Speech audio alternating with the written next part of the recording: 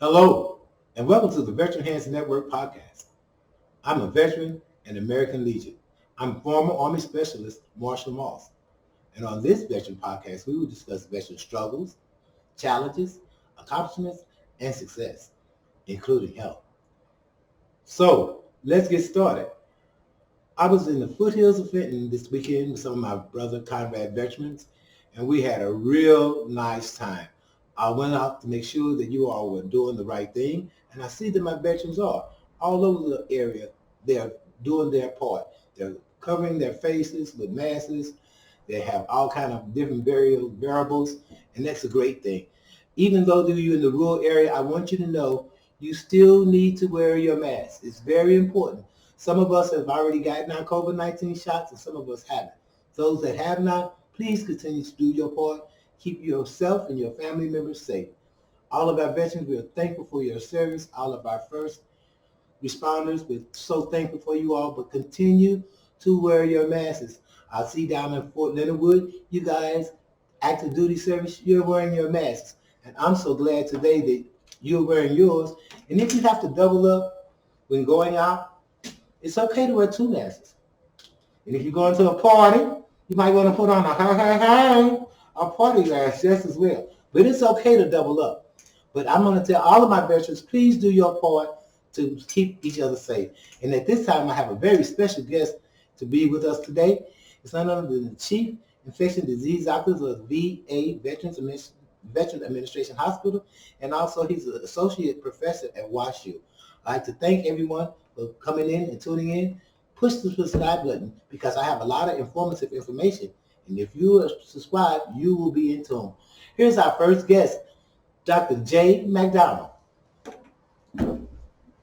Dr. McDonald, thank you for coming. Thank you, Marshall. I'm so glad to have you here. It's so great to have you. And I just took my mask off, Dr. McDonald, but you know, I got mine on too, just as well. Before I came in, I had mine on.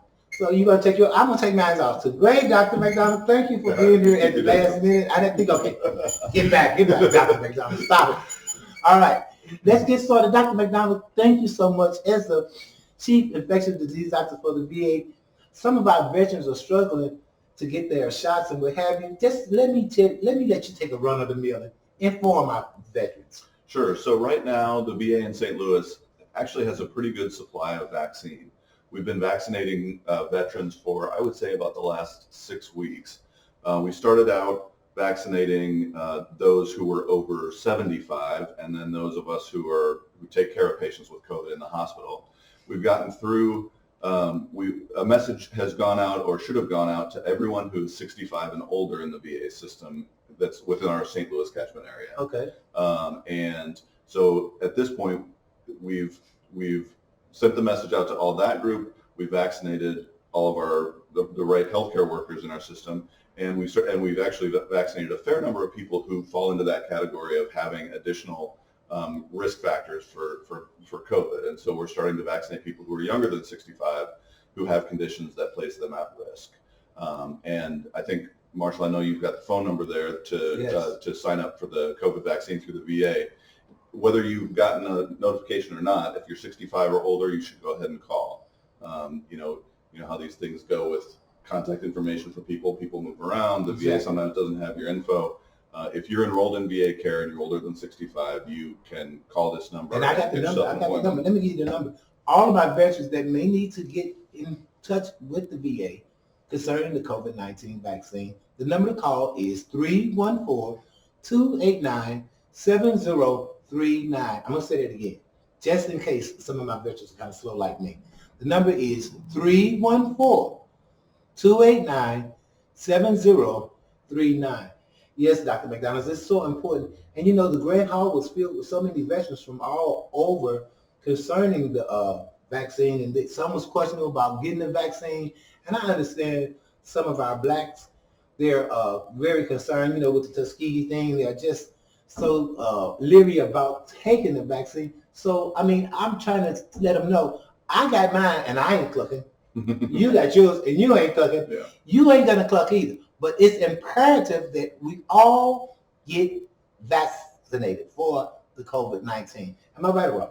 Yeah, absolutely. So, to me, there are two reasons to sort of get vaccinated. I mean, well, more than two reasons, but the big reasons to me are, number one, to protect yourself and the people you love, the people that you're around every day. If you catch COVID, you might say, I'm not afraid of dying, and that's true for a lot of us. But the real thing that would sort of break my heart is if I caught it and I gave it to my mom, or I gave it to my wife, or I gave it to someone around me who's at risk, and if they have a bad outcome, I would feel really terrible about that. And so for me, that's reason number one, is protect yourself and your family. But reason number two is, as a planet, in order for us to get past this and get to the day where we can put these things away for good, we all have to get a certain level of immunity. And that's what, when you hear the term herd immunity, that's what people are talking about. Once enough people are immune to COVID, we can get rid of the masks and be done with it. And that's the real hope. And, I think there's a real possibility that could happen in 2021, later in the year, if enough of us step forward and do it. I totally, I understand the hesitancy about the vaccine. Before I got it, people would ask me, when it comes out, are you going to get it? Yeah. I mean, yeah, but it was brought from, 0 to 60 much faster than any vaccine before. And so when it first came out, we didn't have that much experience with it. We only had, for each of these vaccines, maybe 30 or 40,000 people in these trials who've gotten it. The thing now is we've got millions of people who've gotten it. And so we have a much better, we understand much better what the safety of the vaccine is. Right. And we understand that a reasonable percentage of people say, oh, I felt a little sick the next day, but by day 2, I was all right. I just had a sore arm. I didn't have no reactions. I didn't throw up. I didn't fall out. It was easy. And I just want to see all of our veterans and their family members and our service members. I just want to see everyone vaccinated as soon as possible, because it's imperative that we get it done. And it's just so much need out here. People are coming from great distance to get shots. I had one of my veterans, Rodney Williams. Hey, Rod, I'm telling you, I'm going to ask Dr. McDonald a question. He's like 70-something years old, but he couldn't get the vaccine. But he knew somebody who knew somebody who knew somebody who knew somebody from Houston that got him the vaccine. He got in and got vaccinated. Then I had Fred Walker. Fred Walker, he has COPD and some other underlying conditions, and he's 78. And he wasn't able to get registered or anything right now, but he's still waiting, and he needs you. Yeah. Dr. McDonald, wait. He needs you, Fred. You told me to say this, Fred. He wants you to drive it over there or send him a vaccine in the Uber. Ain't that what you said, Fred?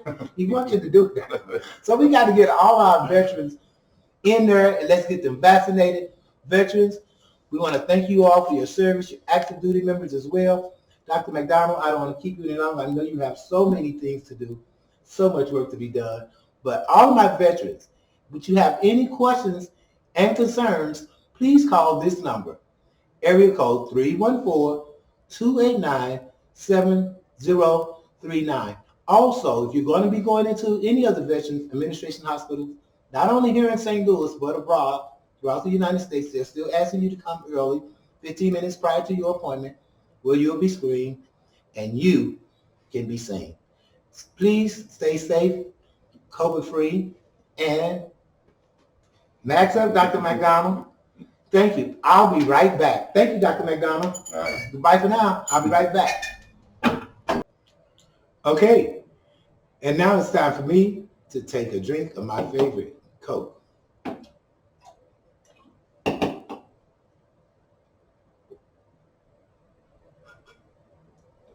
Again, I'd like to thank Dr. J.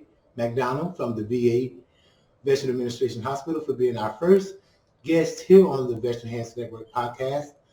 And if you have any questions, again, call 314-289-7039. As we continue on with the month of February, we want everybody to lift your voice and sing very proudly, because we are letting freedom ring, and we're moving and marching to the higher mountains. For our historic moment at this time, we'd like to thank Henry Cremation Services here in the St. Louis metropolitan area for our Black History calendars. And spotlighting our Black history, let's just think about some people that are here and that has gone on. Some of our heritage founders and leaders and civic leaders that has moved us forward during our Black history. Let's just think about people like Shirley Chisholm, John Lewis, George Washington Carver, Colin Powell, some of our scientists, Katherine Johnson, Elijah McCoy, some of our sports people, Hank Aaron, Arthur Ashe, Jackie Robinson, Muhammad Ali, Michael Jordan, Jackie Jordan Kershaw, or some of our writers, Alex Haley, Maya Angelou, Langston Hughes, some of our musicians, Marian Anderson, Louis Armstrong, Ella Fitzgerald, Duke Ellington, Stevie Wonder, Lena Horne, Nat King Cole, Bessie Smith, Michael Jackson, and of course, James Brown. Some of our entrepreneurs, Barry Gordon, Madam C.J. Walker, Annie Malone, and Oprah Winfrey. Some of our educators, Booker T. Washington, W.E. Du Bois, James McClendon, Mary McLeod Bethune. Some of our civil rights leaders, Rosa Parks, Andrew Young, Dr. Martin Luther King, Malcolm X, Jesse Jackson, Coretta Scott King, Julian Bond. There's so many of us that has done so many things for our heritage, and we shall continue to lift our voice for freedom and for prosperous for all of us all around the world. Let's continue to stay Black, and remember what they said? Say it loud. I'm Black and I'm proud. Thank you for joining in with our podcast. I'm Marshall Moss. I'd like to thank my brother Warren Moss and our podcast consultant, Michael Dodson. And above all, thank you for all your service. Goodbye for now.